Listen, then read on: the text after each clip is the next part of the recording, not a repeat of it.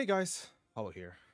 So, I don't know what this is going to be titled, but I just wanted to get something off my mind that I've been meaning to record for about the last 2 weeks.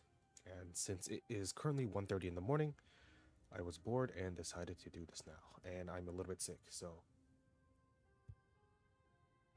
Alright, so the thing that I wanted to talk about is basically involving Sork's meter gen, as well as essentially just buffering the skills and why I rotate the way I do.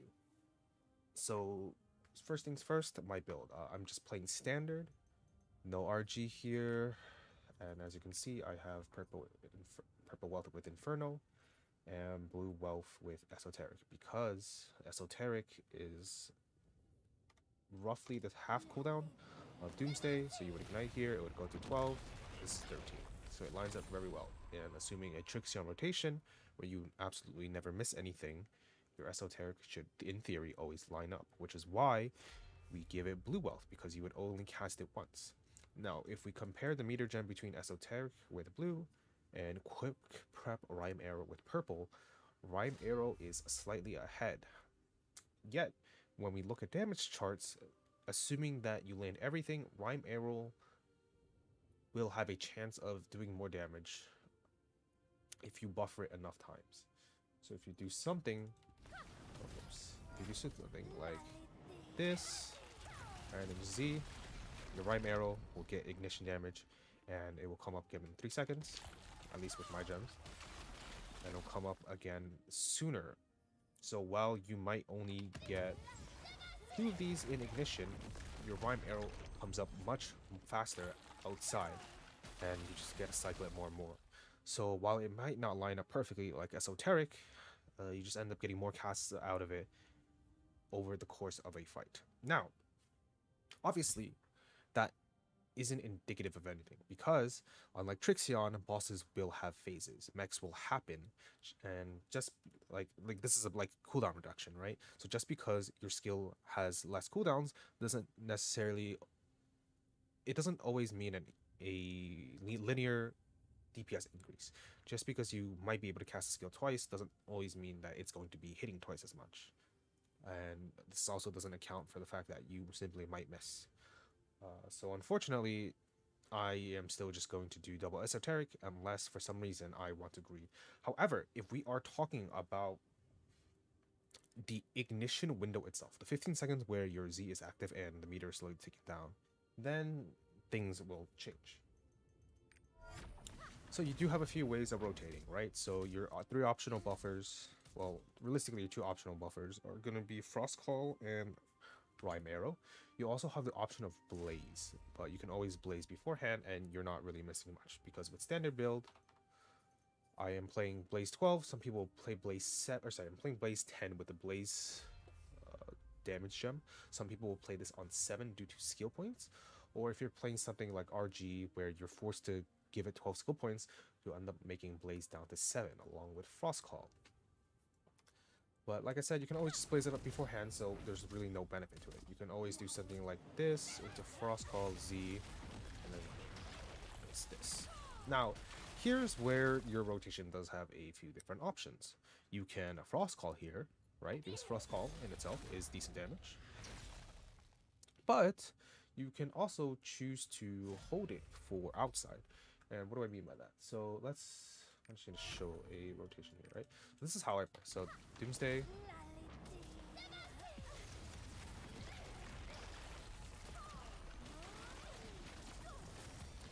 I'm gonna wait it out for the adrenaline stack. Go now. Reapply it. Doomsday drops. Just time for second SO. Now you cast the first Frost Call outside, and you see that it's 3 seconds less than my Doomsday. They're on equal cooldown gems. And obviously, you just dump double Inferno, or if you want to hold the second one, just straight out Adrenaline. Nothing really changes.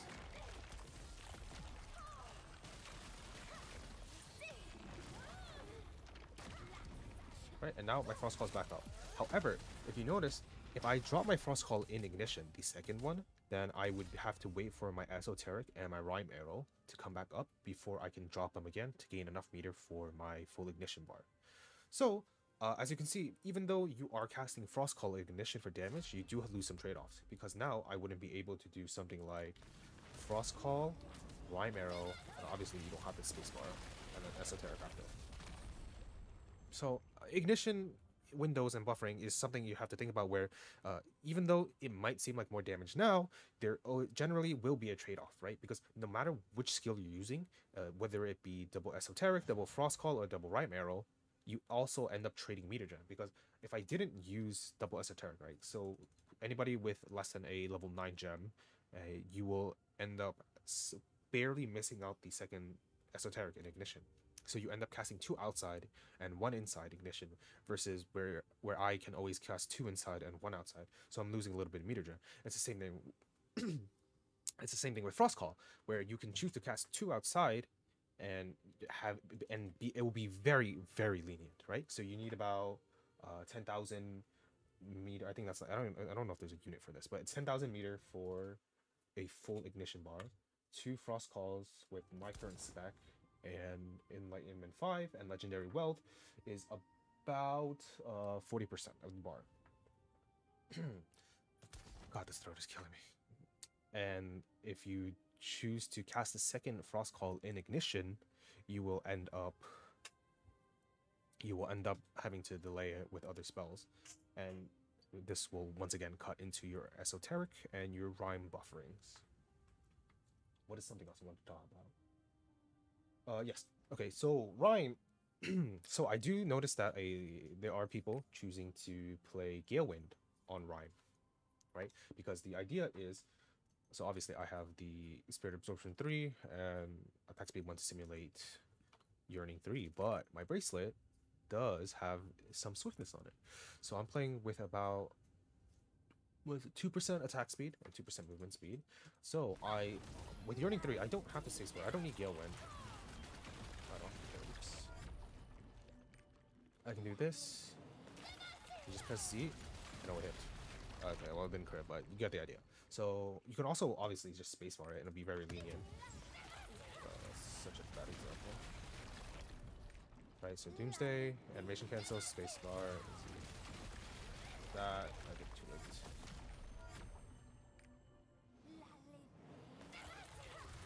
Right, you can do that. But obviously it will burn your spacebar, and some people don't like that. However, I don't need to, so I've been keeping purple wealth on it and just basically using it as a consistency booster. Because like the same thing with Frost Call, I choose to increase my chances of having my back-to-back ignition rotations because it is very good. And having the ignition up more means that you can pump the bigger spells. Obviously, the trade-off is that my Frost Call ends up doing less damage generally. And if you happen to look at Bible, you'll wonder why, like, oh, your Frost Call is at like sitting at like 5%, 7%, sometimes less. And you can ask me, hey, Hollow, why are you playing Frost Call 10 like an idiot? Why don't you just play this at 7, right? Drop in Hand Strike because you're not using it for damage and give it to Blaze. Well, I will cast a second Frost Call in Ignition if for some reason you can't cycle Ignition fast enough, right? So standard Ignition plays on there's always going to be a rough outline. So your Ignition window is always 15 seconds, right? Because that's how long it takes for the bar to deplete. Ideally, you want to fill it up in the time it takes for Doomsday to come off cooldown. So for me, it's about 24 seconds. And if I play double Frost Call outside, I will always have it up, assuming that nothing misses, right? Obviously, this is assuming that there's no human error, bosses don't move, everything lands on standard, right? So 15 plus 24. So I'm playing around roughly 39, 40-second windows. I mean, obviously, this is gonna be a little bit different if you play RG, if boundless, but I don't touch that voodoo shit. So this is what I have to deal with. Fuck, I lost my train of thought. Frost Call, yes, 2 outside, very good. Oh yeah, the windows. So if for some reason you cast your first ignition and first Frost Call in ignition through buffering, you will have the ability to cast it again in ignition.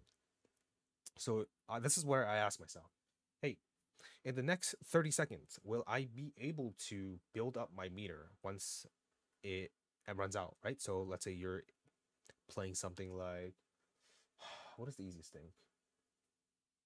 Something like Clown Gate 1. If you open with Ignition and then you activate your full combo, right? You're gonna chunk the boss, and he is going to give you a decent amount of window. There isn't really anything that that prevents you from building meter other than hide and seek. But by that time hide and seek happens, you can always build up your meter, simply because there's gonna be that one stagger check. Something like, God, I'm really struggling to think of anything that has max based off HP wires. Okay, Kaingel Gate 3, right? So you do have a few things that will happen. So if you open with Ignition and then you drop everything, the first mech that you have to think of is the one where she summons the 3 elements and they rotate. And you have to soak them. You will always be able to build Ignition, or you should always be able to build meter off of that, right? Because she gives you such a long window of time where you can just cast all your skills freely and gain meter. Because, yeah, be at Smilegate is really good in designing fights where just give gauge classes this weird advantage to DR. Who knows? But if you're in a different fight where for some reason you literally cannot gain meter, then maybe it's a good idea to just cast a second Frost Call, because it's going to come off cooldown anyways once you are able to damage it again. So you might as well squeeze out this little bit of extra damage in Ignition, right? So this is like something that you're just going to have to make the judgment call on yourself. And as you keep on playing Ignition, you'll be able to spot these windows much more frequently and be able to make a better call. And then as for Esoteric and Rhyme Arrow, you know, I don't think Rhyme canceling is that bad. With my swiftness stats, I generally don't really miss it. Like, because without space sparring, there was an issue before where for some reason you're trying to do a frame perfect one, where you cast the Rhyme Arrow a little bit too early, you end up not you end up not finishing your Doomsday, right? Because then what ends up happening is some people would do this and then spacebar and then Z, and then you end up activating your Ignition without Doomsday. So if this is something you're worried about and you don't really want to practice it, there's nothing wrong with double esoteric. It's really good. Just Rhyme just comes out a little bit faster, in terms of like how fast you're being able to pump out damage, right? Because if you do my Rhyme Arrow comes up again in 5 seconds, whereas if I were to do Doomsday, Ignition, and then Esoteric, the esoteric damage is really delayed, and sometimes you just want to be able to pump out damage instantly and turn off meter and start rebuilding again because of boss patterns. What else did I want to talk about? Oh, Adrenaline. I noticed a bunch of people are talking about Adrenaline. A lot of the veteran Igniter players aren't really going to struggle with this one. So as you can see, I don't really play with charge blaze. I think it's overkill. This is how I generally rotate. Right, if you want, you can dump out the Inferno for extra damage. And then you can see I can just always first stack Ignition, not Ignition, first stack Inferno. That's enough for everything. And then as they're building, alright, we're gonna hold on to this Inferno until this runs out. As long as one of your other skills is below 5-second cooldown, you'll be able to cast this, right? Because now my Esoteric is gonna come up, it's gonna catch it. And now we can just have this one for Frost Call. So we see the Frost Call is below 5, we can cast this one without worry. Obviously, you would throw in an Explosion and Punishing Strike there to cap out your meter. What ends up happening is, a lot of times newer players will, they will literally just spam everything, right? So they do this, they see the Frost Call, to double SO. I don't know why, they just end up casting double Inferno here. But also, if you want to do the Frost Call here, you don't really have to worry about Ignition and Adrenaline stacking, because it just naturally lines up. You know, Ignition's like one of those classes where you, like, at first it seems like it's going to be a little bit hard to keep up Adrenaline stacks, but if you just play long enough, you'll realize that you naturally build up stacks through meter gen, right? And then if you're just playing normally, your Z, your Doomsday, that's already 2 stacks out of 6 in your combo.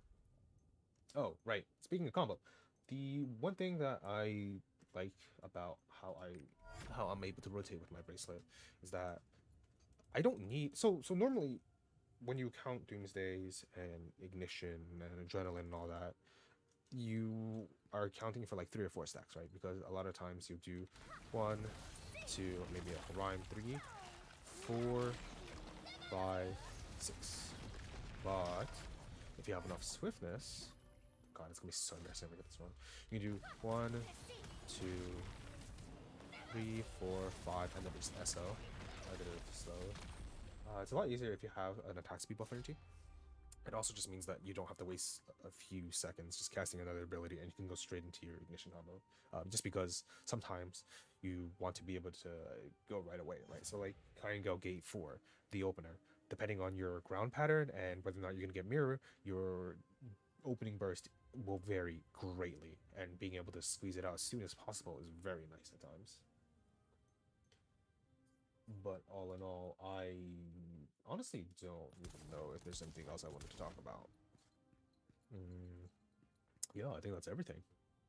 So if you see this on YouTube, then I don't know what the hell I'm thinking, because I haven't uploaded it on my channel in like a year, ever since I started playing Lost Ark. And I don't know if this really helped you. I don't have any video editing software anymore. I deleted Photoshop, Adobe Premiere, my Sony Vegas, all that. I just been playing the game. Yeah. How do I end this?